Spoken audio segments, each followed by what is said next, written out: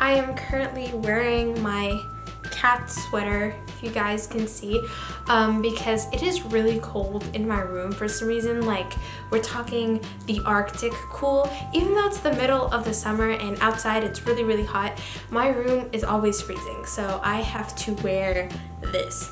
So a lot of you guys have requested for me to do a video about AP classes after you guys watched my reaction video, which I will link down below if you haven't watched it yet. And I have done 8 AP classes with the exam so far, and I'm currently over the summer taking AP Calc AB because I want to be fully prepared for AP Calc BC, which I'm taking next year. So I have done, or am currently doing, all 4 different subject areas: social sciences, science, math, and English. And since you guys want to know what to expect in AP classes, especially if you're freshmen, because I know that some of you guys are freshmen or going to be freshmen and want to know what to expect in AP classes, or some of you guys have taken them before and just what to expect in the ones that I've taken. So I'm going to make a comprehensive guide to the AP classes that I've taken. I'll later do individual videos on each one just for the actual exams and the subjects themselves, but I'll basically do a general guide to AP classes and the ones that I've taken so far, and give you guys tips on how to be fully prepared for the upcoming school year if you're taking AP classes. So I hope you guys enjoyed this video, and if you do, please leave a thumbs up so that I know when I make more AP class videos, because I'm planning to make a series like how to survive AP exam finals week, how to survive AP exam week, because I know that one is a really tough one, how to choose which AP classes and exams to take, and so forth. Whatever you guys request, and if you have requests, leave them below. Also, don't forget to subscribe because I'm going to be posting 3 videos a week or more since it's the summer. Now, I hope that you guys enjoyed this video, and let's get into it. Okay, so AP classes take a lot of work, and I'll just give it to you right now. Even if you are amazing at science, or amazing at math, or amazing at English, it's still going to take a lot of work. Not because maybe you don't know the actual material, but because usually your teachers load you with 20 billion pounds of homework. So let's start with just general tips for AP classes to be ready for them by the beginning of the school year. The first thing you need to do is buy a lot of notebooks. You are going to be taking a lot of notes, and you will need lots of notebooks. Buy lots of pens, buy lots of notebooks, buy different composition books, buy different little post-its, buy flashcards, buy tons of things, because you're going to need notes of all different kinds for these classes. Now, I recommend doing different types of notes so throughout the school year so that you can memorize things more easily. So use flashcards for vocabulary, for instance, or use a foldable where you take a notebook piece of paper and you flip it in half, and then you have like a vocabulary term, and then on the other side you have some information about it. That's basically an alternative to flashcards. Or you can do mind maps. Mind maps are great for sciences. They're great for like dates in world history or US history, where you basically just have like in the center the general subject, and then you draw different branches relating to that subject. And it's basically a great way for your brain to remember things more easily, because we tend to remember images better than just general. Also, if you're taking sciences, especially like biology, make sure you make lots of diagrams, because that'll also help you memorize the different parts of different systems in the body, for instance. So before the school year starts, you should also buy at least 1 prep book for each of the AP classes that you're going to be taking. And with those prep books, throughout the school year, you should go through the entire prep book. And what I'm saying is, you don't just go through the prep book and do all the practice questions and everything before school starts. I'm saying every single chapter should be done at the same time that you're learning that in school. So let's say that the first week of school you're learning material in chapter 1, so maybe on the weekend or after school you should go through chapter 1 of your prep book and just highlight and maybe do some notes in the margins on those topics.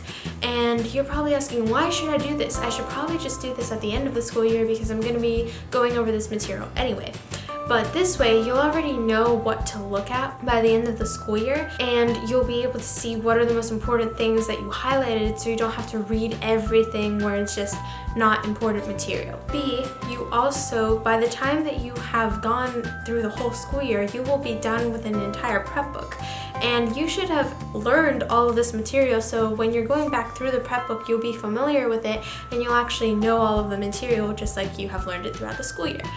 And also, going through the prep book while you're actually learning the subject in school is really helpful, because sometimes the prep book might have information that your teacher did not cover, or it might present the subject material that you're learning in a better way and in a more concise way so that you actually get it instead of being confused. And this might actually help you do better in your classes because you actually get the material and you're not confused. Because the prep books are usually really concise and only have the raw material that you actually need for the AP exam, and it just might help you understand the material better. Also, take lots and lots and lots and lots of notes throughout the whole school year. This way, by the time that you actually have to get ready for your AP exams, you will basically have everything you need, and it's not going to be like you're being introduced to material that you didn't really cover throughout the school year, and that way you also won't feel overwhelmed and confused when you have to take the test.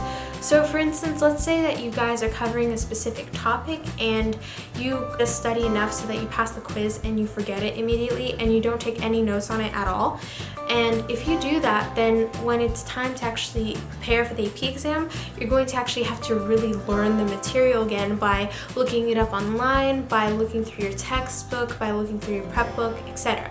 So by actually taking lots of notes, all you'll have to do by the time you have to reach the AP exam is just go through your notes and review the parts that you're confused about and just do tons of practice questions. Because that way you'll be a lot more prepared and it'll be a lot more time efficient and you won't have to actually learn new material. In regards to actually succeeding in your AP classes, listen to your teacher every single class and go through all of the materials that they give you, because usually what they're talking about and what they say in the classes and also the materials that they give you will be on the actual tests the teachers give you. So sometimes the teachers cover different things than what the actual AP exam will cover. So if you focus when it comes to finals in school, for instance, on the things that your teachers gave you, you'll probably be a lot better off than just going through your prep book. Okay, so now for the actual AP exams. 1, your best friend is your prep book, and choose your prep book wisely. What do I mean by that? So there are different brands of prep books, as you guys probably know. There's Barron's, there's Princeton Review, there's 5 Steps to 5. There's a ton of different prep books. Now, before the school year starts and before you buy your prep book for your class, look up online what is the best prep book for this particular class. So Barron's might be the best prep book for one class, but Princeton Review might be the best prep book for another class, and so on. And I made the mistake in my freshman year of high school of buying 3 different prep books, and then it ended up that only one of them was the best one and the other 2 were really general and vague and not good at all. So I basically didn't use them, and I only used that one that was the best, and I still got a 5 anyway. So what I recommend for you guys is to first research what is the best prep book for that particular class that you're taking, so that you get the best prep book and you basically rely on only that one and use maybe 1 or 2 others later when you actually are preparing for the AP exam, just as a supplement and just for maybe a couple topics that the original prep book doesn't really cover. Also, practice questions should be your #1 focus when you're preparing for AP exams. Going over material is great, but it's crucial to go through old practice tests online, old FRQs, old practice questions, the practice questions they have on College Board. All of these things will help you get a feel for what the actual exam is going to be like, and also they might have some questions that will eventually come up on the actual AP exam. So for instance, funny story, I decided to do the 20 questions that they have on College Board for the AP US Government exam. So I did them and I did pretty well. I think I only missed like 1 or 2 questions and I went over them and everything was great. So I go to the actual AP Gov exam, and as I'm taking it, I'm doing the multiple choice, and suddenly I see a question and I think to myself, why am I having deja vu? Then I suddenly realized that this is literally verbatim the exact same question that was on the College Board's practice questions. The exact same question. Obviously, I knew what the answer was because I got it right before, and I was like, oh yeah, I know what this answer is because the answer choices are the same, so I put it down. So just do lots of practice questions, because sometimes you'll come upon questions that are really similar to the ones in the actual exam, and it'll give you extra points that might be crucial to the difference between a 3 and a 4 or a 4 and a 5. So now for the specific classes. So let's start with sciences, because I'm only taking one science class. I've taken AP Biology, and I got a 4 in it, but not because I didn't know AP Biology, because I was really sick that day and I had 3 hours of sleep, and I just literally skipped like the last 3 FRQs. I was just dead. I don't know, that was the worst exam of my life. So it wasn't because I didn't know the material, it was just because I was really not smart and I did not get enough sleep, and I just felt awful and sick and terrible and nauseous, and it was awful. So do not go to sleep at 2 a.m. and wake up at 3 a.m. the day before your exam, because it's more important to be really refreshed and ready for exam. That was the only time that I ever got a 4 so far on an AP exam, so I'm telling you guys, get enough sleep. So anyway, AP Biology, oh my god, so much memorization for nothing. When I say for nothing, the actual AP exam is nothing like what you're learning throughout the school year. And this is the only class where this has ever happened to me. Now, in the actual class, you will be memorizing probably the most information I've ever had to memorize in my entire life. I'm not going to cover all the topics for you guys, but you're going to be covering human body systems and other organisms, cells, how cells work, some chemistry, plants, it's crazy. But the point is that the actual AP exam is a lot more general. You still have to learn everything because there are going to be some general topics that you need to know for the AP exam, but do not memorize all of the tiny little details because they are not going to be on the exam. Just save your time, just generally cover everything, and you will get a great score. So for this class, do lots of diagrams, do the prep book, take lots of notes, make sure that you really understand everything. Watch some videos online like Bozeman Science, because they can be really useful for some things that you need to see visually. But yeah, overall, just use the prep book and you will be fine. Now for AP US History. AP US History, tons of memorization. Right now I'm going to say buy the Noble prep book, because just buy it. I did not know about it until I was actually studying for my SAT subject test, but it is great for just using it throughout the school year, so just buy it right now. Also, you might want to buy the Princeton Review book. You don't need to buy Barron's, you don't need to buy anything else, just buy the Princeton Review book and the Noble Bowl book. If you basically go through the entire thing and memorize everything, you will get a 5. Last, we used the Phoner textbook. I don't know if you guys who have taken APUSH know about it. By the way, APUSH is how people call AP US History.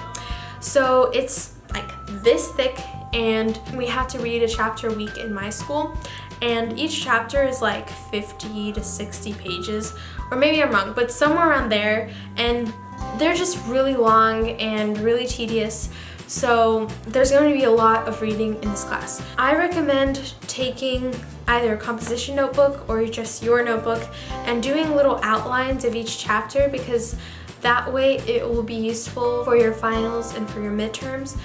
And yeah, that's basically, APUSH is just lots of memorization, lots of dates. So also use flashcards, because those are going to be really helpful for people, places, and timelines.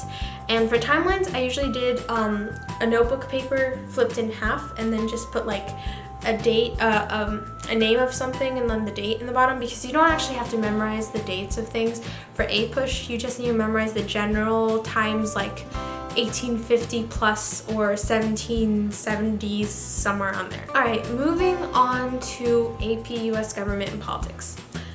It's just straight memorization. That's what I love about it. You just need to memorize things and that's it. So all you have to do for this class is memorize things, and it's really straightforward, and it's actually not that complicated. It's just, it takes a lot of memorization. Buy the AP Princeton Review book because that is by far the best one for AP US Government and Politics. And yeah, you should also make like a little notebook with just all of the vocabulary, because almost everything that you're going to be learning is either vocabulary or just memorizing different functions of different committees or different branches. So use mind maps, use diagrams, use anything visual that will help you memorize these things. For AP Human Geography, you're going to be covering a lot of different topics like religion, all the different kinds of religion. You're going to be covering how cities are formed and suburbanization and white flight and all these things that you probably don't know what I'm talking about, but that's fine. And it will also be a lot of memorization, and you buy a prep book. I use Princeton Review. All you really need to do for this class is just take lots of notes and try to get the material. Just go through your Princeton Review prep book and it will be really good. And it's a pretty straightforward class. It's just lots of memorization again. AP Psychology is also another pretty straightforward class. It also requires just straight up memorization. In this class, you'll be covering things like social psychology, child development, development of humans, interactions between humans, different disorders, different hormones, things like that. There's also a lot of memorization in this class, but overall, it's pretty straightforward. Also, you really need to know about graphs and the different graphs that they're going to teach you in this class, and you should actually know how to draw them. So make sure you do know that, because you'll need to know that for the AP exam, because I remember that last year I had to draw a graph on the actual FRQ, on one of the FRQs, and I was really thrown off, but I still got a 5. So the last 2 AP classes I'll be covering are both economics classes, AP Micro and AP Macro. Both of them also just require memorization and the actual exams are pretty straightforward if you actually get the material.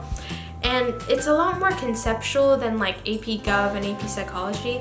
It's a lot more about just getting relationships between things like supply and demand and how they work. And it's more about just getting as a whole how things work. And for this class, you have to know a lot of different types of graphs, and you'll have to know how to draw them for all of the FRQs and how to label everything. So you should definitely have like a sheet with just all of the graphs that you need to know for each class throughout the school year, and that way you can keep going over them and looking at them, and it will stick to your head by the end of the school year. Princeton Review books were great for these 2 classes, so I would definitely recommend to use them also. So yeah, that is the end of this video. I hope that you guys enjoyed it and that it was useful to you, and comment below if you have any other video requests related to AP exams or just any video requests in general. So yeah, I hope that you guys enjoyed this video. Make sure to give it a thumbs up and subscribe. And yeah, so thanks for watching this video, and I will see you guys next time.